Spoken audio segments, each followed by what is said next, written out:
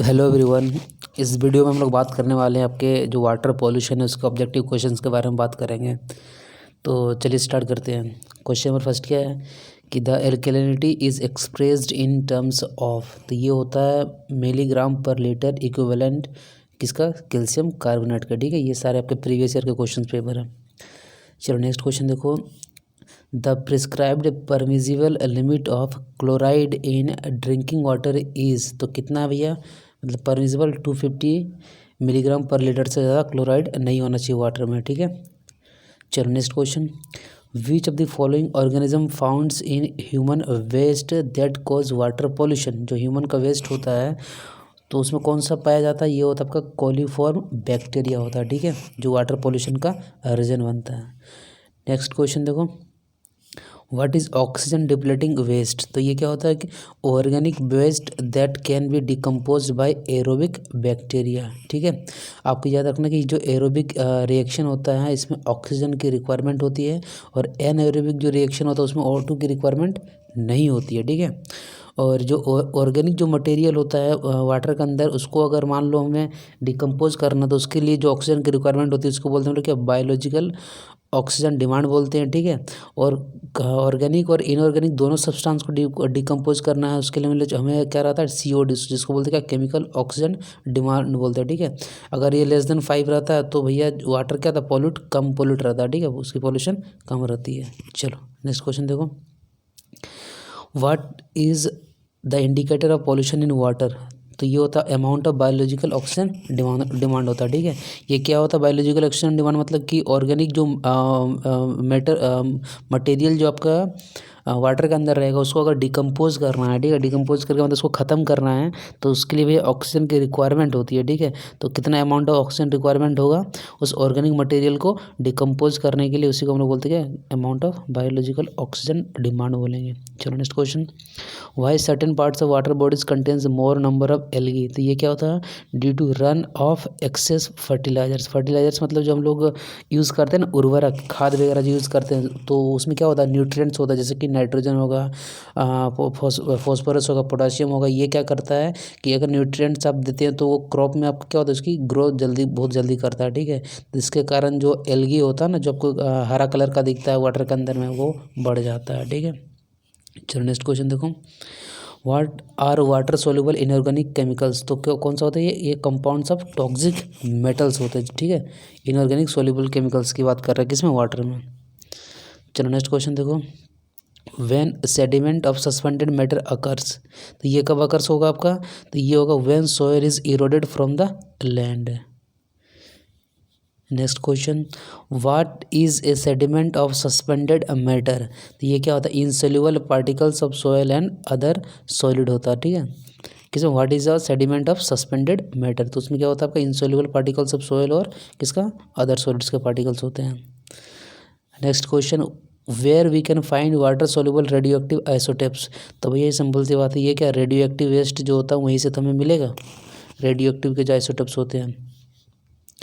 Next question. What is the main source of thermal pollution, तो ये हमें पता है भैया कि जो hot water release by power plants and industries, तो वही होता है आपका क्या, मेन सोर्स होता है मतलब आपका थर्मल पॉल्यूशन का, कहाँ पे, वाटर के अंदर में। ये अगर वाटर में मान लो आता है तो वाटर में जो लाइफ जो रह रही है ना आपका, जो मतलब जिस उस इकोसिस्टम में, तो वो भैया उसको डिस्टर्ब करेगा। और याद रखना कि जब दो इकोसिस्टम आपस में कंबाइन होता है तो जो कॉमन जोन बनता है ना, इसी को हम लोग बोलते हैं क्या, इको टोन बोलते हैं। ठीक है, इसको याद रखना। चलो नेक्स्ट क्वेश्चन देखो।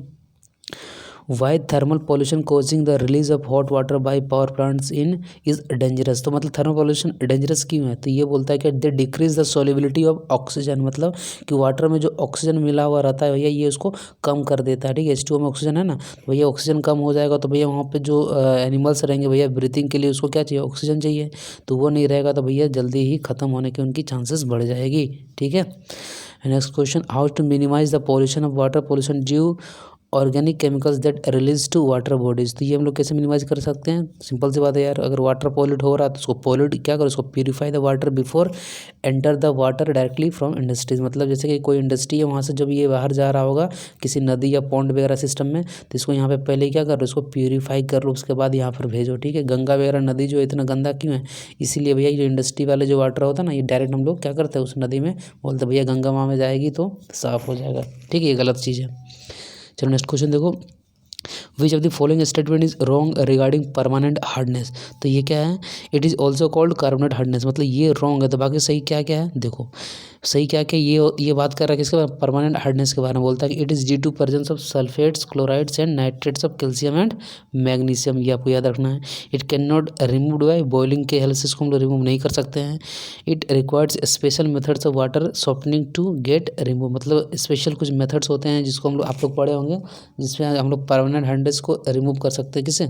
वाटर से। ठीक है, अब जैसे कि इसमें जो बोला गया है कि भैया कॉज ऑफ हार्डनेस ऑफ जो वाटर होता है, cause of hardness of water किस लिए होता है? तो हार्डनेस ऑफ वाटर जो होता है ये due to the presence of the bicarbonates, chlorides and sulphates and of calcium and magnesium के कारण से होता है। ठीक है, चलिए ठीक है, चलो आगे बढ़ते हैं। नेक्स्ट क्वेश्चन देखो, और अभी आपको पता होगा कि दो तरह के हार्डनेस होते हैं, एक टेम्प्रोरी हार्डनेस होता है, एक परमानेंट हार्डनेस होता है। ठीक है, तो this type of hardness in water is due to the presence of bicarbonates of calcium and magnesium. ठीक है, ये याद रखना कि जो टेम्पोररी हार्डनेस होता है ये क्यों होता है? Bicarbonates of calcium and magnesium होता है। और अगर बात करूँ मैं इसका, the hardness due to the presence of chlorides and sulphate of calcium and magnesium. ठीक है, ये याद रखना क्या क्लोराइड और सल्फेट्स होता है किसके? कैल्शियम और मैग्नीशियम के। लेकिन यहाँ पे क्या होता है? बाइकार्बोनेट्स होता है, ये आपको याद रखना है। ठीक है, चलो next question, the permissible limit of pH preferred for portable water is. तो इसका जो परमिजिबल वैल्यू होता है कितना होता है आपका? ये 6.5 से लेके 9 होता है। ठीक है, next question, represents the bacterial density that is most likely to be present in water. ये होता है एमपीएन। एमपीएन को क्या बोलते हैं? मोस्ट प्रोबेबल नंबर बोलते हैं। ठीक है, is a number that indicates the bacterial density present in water. मतलब कितना बैक्टीरिया की कितनी डेंसिटी है ना वाटर के अंदर, उसको अगर हमको रिप्रेजेंट करना है तो उसको हम किससे कर सकते हैं? मोस्ट प्रोबेबल नंबर से कर सकते हैं। और बीओडी जिसको हम लोग बोलते हैं बायोलॉजिकल ऑक्सीजन डिमांड, और सीओडी बोलते हैं chemical oxygen demand, are the terms related to the oxygen required by micro organism to oxidise organic and inorganic matter. तो बायोलॉजिकल ऑक्सीजन डिमांड जो होता है ये आपको ऑर्गेनिक मैटर के लिए चाहिए, और जो केमिकल ऑक्सीजन डिमांड होता है ये ऑर्गेनिक प्लस इनऑर्गेनिक दोनों के लिए होता है। ठीक है, next question, where impurities are separated by the gravitation of settling particles the operation is called. तो भैया इसको बोलते हैं प्लेन सेडिमेंटेशन बोलते हैं। Next question, which of the following statement is wrong regarding filtration. तो भैया रॉन्ग क्या? It does not remove turbidity. भैया ये सब मतलब ये रॉन्ग है, बाकी सारे सही क्या है? It removes fine particles, it removes suspended solids not removed by sedimentation. ठीक है, इट रिमूव्स कलर। तो ये सब सारे आपके मतलब फिल्टर का रीजन था।